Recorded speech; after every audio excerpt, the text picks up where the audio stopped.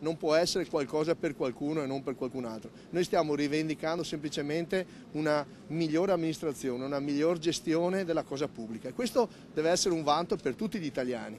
Poi c'è, in qualche posto forse si fa prima, in qualche posto si fa dopo, ma mai contro nessuno. Questo non deve essere assolutamente mai l'intendimento di un popolo che è andato a votare.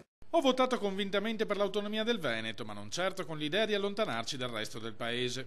Lo precisa il sindaco di Venezia Luigi Brugnaro, perplesso anche sulla richiesta di statuto speciale portata avanti dal governatore Luca Zaia. Io penso che sia anche un tentativo di rafforzare la posizione al tavolo negoziale, voglio vederla semplicemente come, diciamo, tutto sommato una tattica per poi ottenere qualcosa in più, ma questo insomma dovrà dirlo il Presidente nelle sedi competenti. Per quanto ci riguarda noi non pensiamo allo statuto speciale, noi intendiamo semplicemente avere la possibilità di poter valorizzare quello che c'è.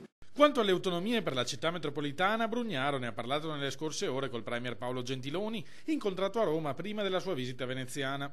Per noi, elenca il sindaco, le priorità sono il rifinanziamento della legge speciale, le competenze dell'ex magistrato alle acque e la possibilità di gestire il turismo per conto nostro, facendo pagare qualcosa anche a chi visita Venezia in giornata. E naturalmente il rilancio dell'industria, perché se riparte Porto Marghera, riparte tutto il Veneto. Noi staremo sempre dalla parte di chi vuole lavorare, di chi vuole costruire il futuro dei giovani, sempre e comunque, non solo in Veneto, in tutta Italia. Il Veneto può dare l'esempio, a Venezia vogliamo dare l'esempio e basta, non vogliamo dire niente di nessuno e tantomeno contro nessuno.